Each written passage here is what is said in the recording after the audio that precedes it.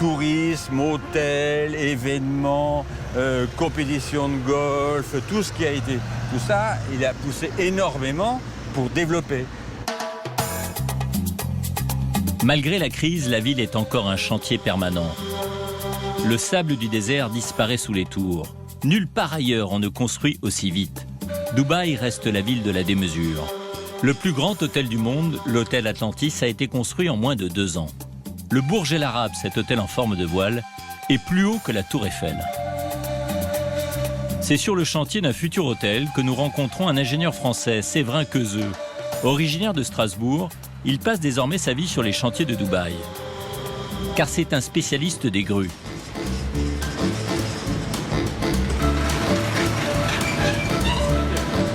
Hello. Hi, nice to meet you. Okay, let's go. Ça c'est le drapeau. Les Émirats. Drapeau des Émirats. C'est combien d'étages cet immeuble là? Il y aura 42 étages. 42 étages. 42, Et quoi, on met combien de temps pour faire un étage? À peu près tous les mois, il y a un étage. Tous les mois, il y a un Ça va étage. très vite, ouais. Dans 2 ans, c'est terminé, c'est prêt. Formidable. Séverin Quezeux est arrivé à Dubaï il y a 2 ans. En mission pour quelques jours, il a finalement choisi de rester. Car cet informaticien est fasciné depuis toujours par les grues. Et l'Émirat est bel et bien leur royaume. Quelle est votre première expérience de Dubaï? J'ai fait une visite de Dubaï pendant 2-3 heures avec un client et pendant 2-3 heures, j'ai vu plus de grues que j'en ai vu en 15 ans. C'était complètement effroyable. C'était un chantier, la ville était un chantier grandeur nature. C'était en quelle année? 2007, fin 2006, début 2007. Et il y avait combien de grues à l'époque? À l'époque, on était déjà aux alentours de 15-20 000 grues déjà. Contre 6 000 aujourd'hui en activité en France, hein, c'est ça? Oui, tout à fait. Et aujourd'hui, sur Dubaï, nous avons à peu près 30 000 grues actuellement dans les Émirats. 30 000 actuellement. On peut monter là-haut? Vous m'expliquez un peu mieux ce qui se passe? Oui, bien sûr, bien sûr. On y va. Avec plaisir.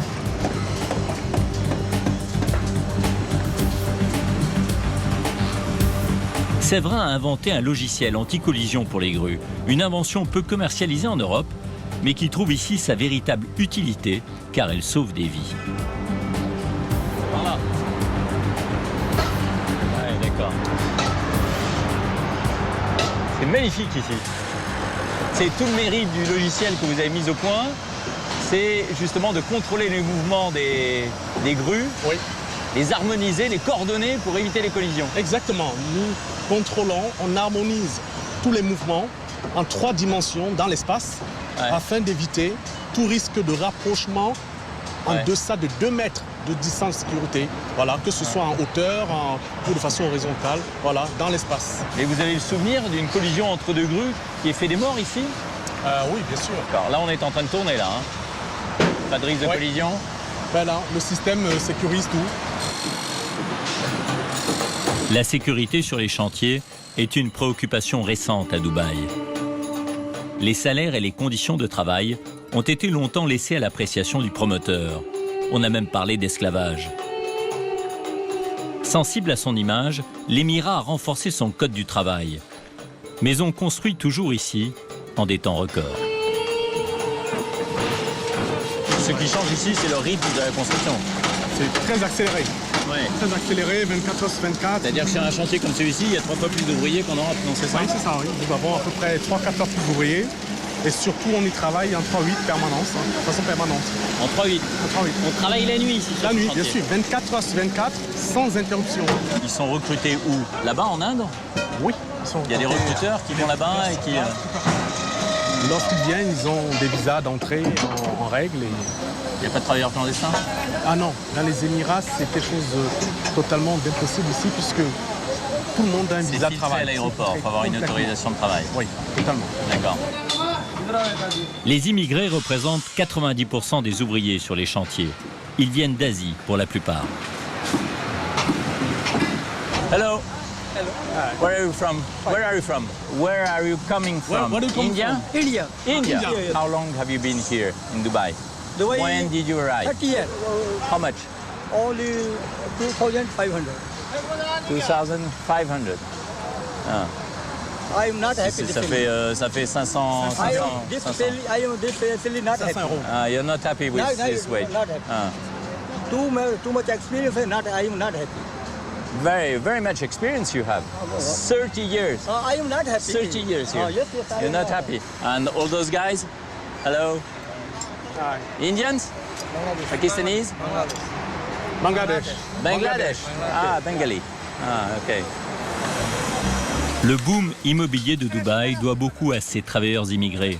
Même si quelques milliers d'entre eux sont rentrés chez eux en raison de la crise, ils forment encore près des 3/4 de la population de l'Émirat. Séverin, lui, n'est pas prêt de repartir. Il lui reste à sécuriser plus de 90% des grues de Dubaï. Pour le convaincre de rester, l'Émirat lui a offert un bout de paradis. Il vit sur la mer, dans une île artificielle qui porte bien son nom, de Palm. Encore un projet fou, devenu réalité. C'est la première des palmes hein, en partant de la côte. Hein. Oui, c'est la toute première, la A. Donc une des plus courtes. La plus courte, elle fait environ 1 km de long. Alors vous avez acheté une de ces maisons. Oui, elle m'a été plus précisément offerte par mes partenaires qui m'ont invité gracieusement dans ce pays afin d'utiliser ma technologie Navigator pour sécuriser les grues de ce Mais donc vous êtes propriétaire, locataire, comment ça se passe? Ah oui, d'accord. Mais vous profitez vraiment de... Enfin, la mer, c'est un canal, en fait. Hein. Vous en profitez vraiment? Vous vivez sur l'eau un peu?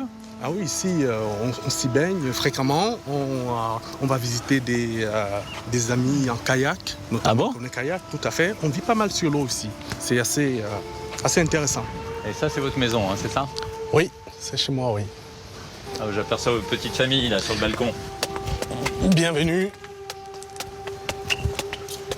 Bonjour. Bonjour les filles, bonjour Cathy, comment allez-vous?